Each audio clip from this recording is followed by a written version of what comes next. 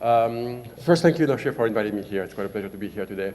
And what I want to talk to you, maybe it's a bit slightly different than enterprise social media. It's more about professional social media. And I think Chris will certainly talk a lot about enterprise. I want to focus more towards the aspect of professional social networks. This is what we're doing at LinkedIn. And whenever I start talking about professional social networks or LinkedIn, people have in mind the large numbers, the millions of members, and the social phenomenon that we're seeing around the world. But while those numbers matters, essentially this is not what's the core of how we think about professional social networks at LinkedIn. And what I would like to do in the next couple of minutes is just give you a sense about how we think about professional social networks. And based on that thinking, what is the type of answers and infrastructure we have tried to develop, or at least we're attempting to, and show you some very simple examples of that infrastructure and implementations. But my first questions that I would ask is, how many of you are on LinkedIn? If you can raise your hands. Well, that's a pretty good number. For those of you who are not, no pressure, you can sign tonight. But for those of you who have discovered their in-map? Very few. So for those of you who haven't, let me introduce the in-map. In-map essentially is what you're seeing in the back. This is a visual representation of someone's professional networks. And on that map, this is mine. This is, I did that just yesterday. So this is my current professional networks. And every dot on that graph, essentially, it's somebody that I know, somebody that I have a professional relationship with, somebody which is part of my professional spheres.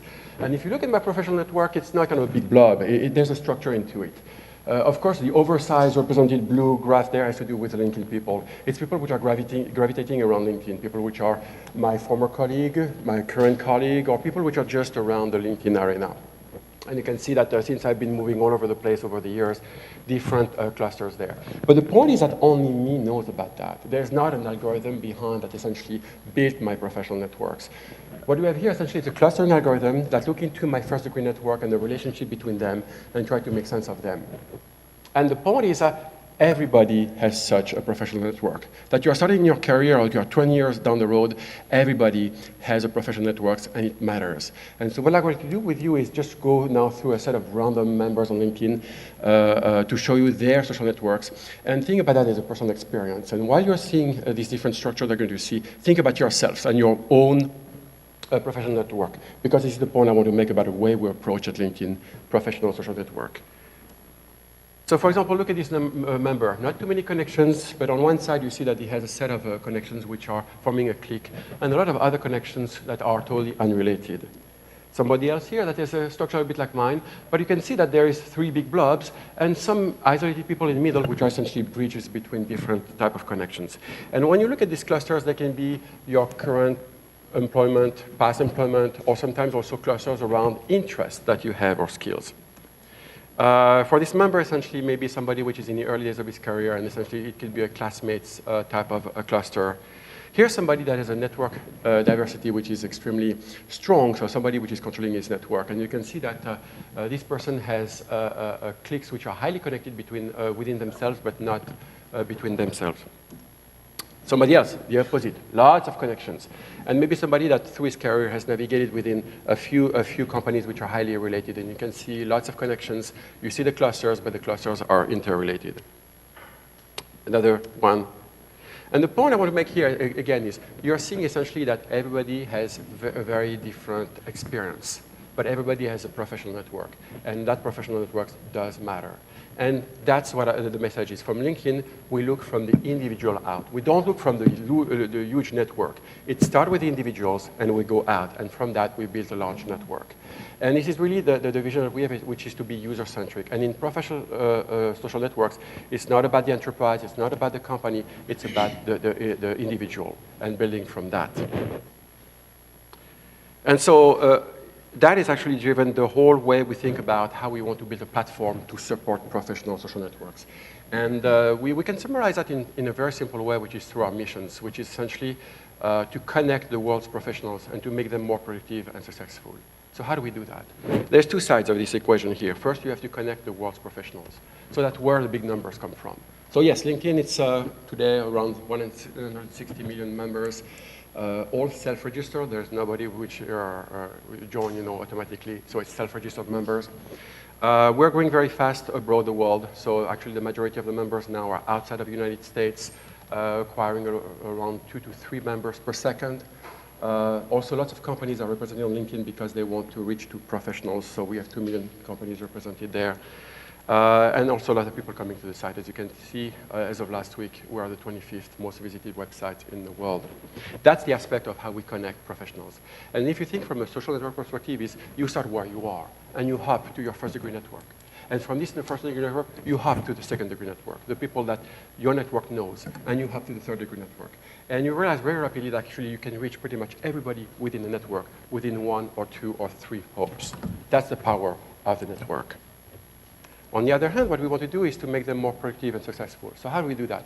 Well, there's a lot of value propositions on LinkedIn, and we try to organize them around 3 themes. And I want to talk today just rapidly around 2, which are the concept of identity and insights. The concept of everywhere means we don't want to create another silo where you have to go. So you don't have to go only on the websites of LinkedIn, but essentially we want to be there where the workers are. That means that we want to be on all the platforms. We want also to provide APIs and plugins. But with respect to identity, you know, there's very often it's kind of overlooked the fact that right now you have the ability to essentially control your identity on the web. And when you have your profile on LinkedIn, essentially you control it. And you can also display who you are in novel ways and thoughtful ways. It's not just about a digital resume. You can also put content there. You can also establish your reputations through recommendations from other people, but also through feedback of users on your own contributions on the sites. Also, when you're on LinkedIn, you can gather a lot about yourself by looking at the connections, your connections. And if I look at the profile of somebody and I look at the common connections that we have, we can infer a lot about someone. And the big aspect also here is not only you have now this ability to control your identity on the web, but you can also be found. And the one thing which is very important is how can we make your message being known to everybody? So the one aspect on LinkedIn also which we're trying to do is to essentially make sure that your message is being heard. And so the one thing we do is if you Google, for example, you Google my name on Bing or on Google, the first result that you're going to get is your profile on LinkedIn. And that's really the important aspect. I did that yesterday, for example, and you can see on both sides. Same on LinkedIn. When people are looking for a profile or looking for people or for people with skills, we use the notion of connection strength. The things I was mentioning before about the power of the network, when I was saying you can hop and hop and hop and hop, actually you can hop optimally. We have a notion of connection strength. So we look at who you are, the people you're interacting with, the content that you are consuming and contributing, and you get a sense about the strength of the connections between any 2 pairs. That means that within this network of 160 million people, essentially, we're getting a sense of what is the strongest path between those 2 people so that we can optimize the chance of the connections between those 2 people and establish a relationship. Same with our search. When people look for relevant profiles, we will make sure that the connection strength is being optimized. With respect to insights, that's essentially where you are going to help others, and others are going to help you. And so when you come on LinkedIn, you know, when you look at the homepage, you don't necessarily think about it, but essentially it's your insights page. This is where essentially you're going to get value out of the network, and the network is going to get value out of it. So once you have established essentially your connections, now information will start to flow to you.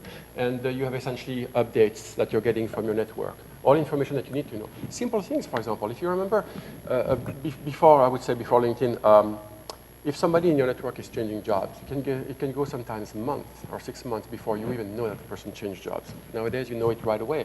And by the way, you can cultivate this relationship. You can just send a congrats note.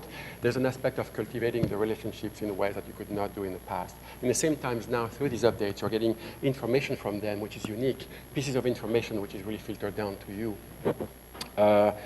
You can also interact with your network, as I was describing. And at the same time, now also the network is giving back to you because everything that you're contributing can be now also directed to others. And so your network and the larger network of people which are like-minded, communities which are like-minded like you, we can take all of this content which is being created, filter it, and essentially redistribute it to it.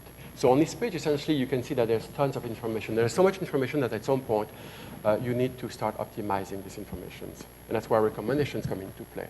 And so even in the information coming from your network, it's like the news on the very top. On the very top, essentially, you're getting news filtered news from your network, from your industry, from people which are like you, and so you get really relevant information. On the other hand, there's information around companies and groups you should join and jobs and people should connect. All of this information comes through essentially recommendations. So let me talk about recommendations a little bit, because recommendations really leverage the power of the network. That's essentially my arena, I think, in where I'm developing these tools. But the idea is what we want is to provide the right information at the right time for you when you come there and leverage your network. So the one thing is all the information that you find is personalized. What does that mean? We look at you, at your profile, who you are, at the semantic. We look at your network, the social graphs. Those social graphs include your first degree network, the communities that you belong to, the company you worked at or you worked at in the past. We look also at your behavior. And all of this data together is being put in order to find recommendations which is truly personalized. There's also this notion of how can we leverage the network when we want to recommend a piece of content? Well, it's very simple. Every piece of content essentially is an attractor where people interact with it. So we have this notion of virtual profiling. Virtual profiling essentially said, okay, I want to know if this piece of information is interesting to you. So I can look at the piece itself, I look at the semantic and say, yes, I see that you have an interest in that, you have the skills there. But more importantly, essentially, you have people which are interacting with that piece of content. And what I can do, essentially, I can create a virtual profile by looking at everybody which is interacting with that piece. I can now look saliently at the features that matter, which are overrepresented in those profiles, and build exactly some kind of human profiles of that piece of content. And I can start matching that against you.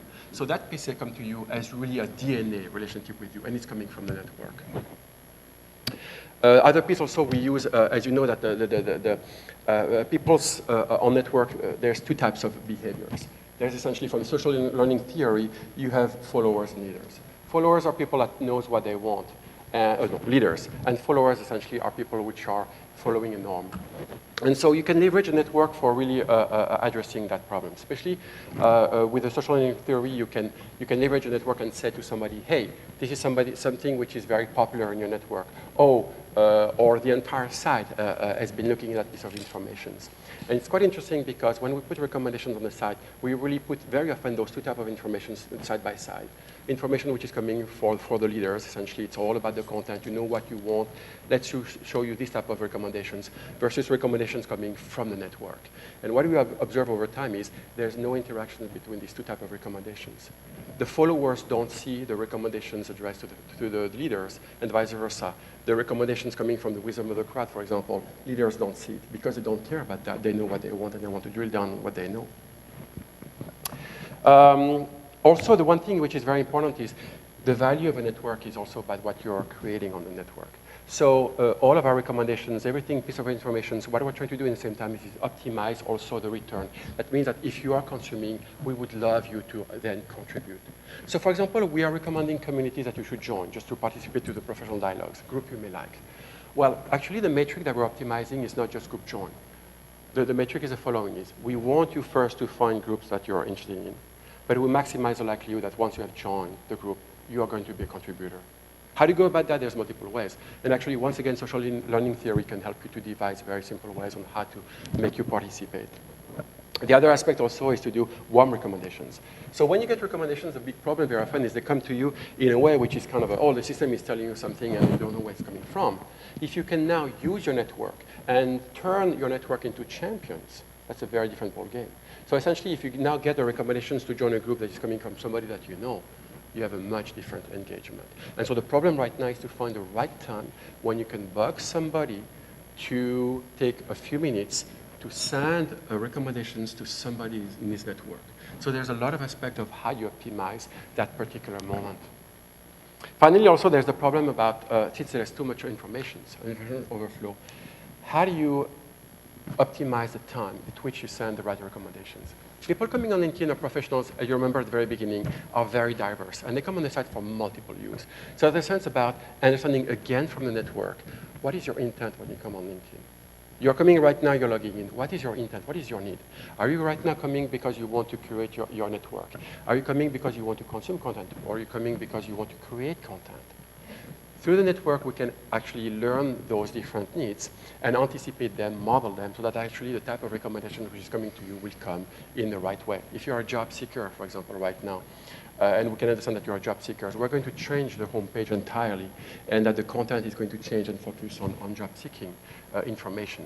But if you're not a job seeker, why put job information? If you're a content consumer or you want to connect, we will try to tailor and personalize the page. The other thing also important is because you are, there's information can flow through the network in so different ways. There's a problem also to understand the flow. So when you come on LinkedIn and you go and you consume and create content, when do we put the recommendations? If you put the recommendations too early, you don't get engagement. If you put too late, the same. You have to find the right time. And if you find the right time, you will find that people engage 10 times more. So am I already at my 10 minutes? So actually, I think I can stop there. But the thing is, what matters very much with that is by leveraging the networks to really find the right relevant piece of content, what you get is this type of return essentially, where essentially today most of the actions happening on the professional networks come from the recommendations in terms of group join, connections, company follows, and so on. Thank you.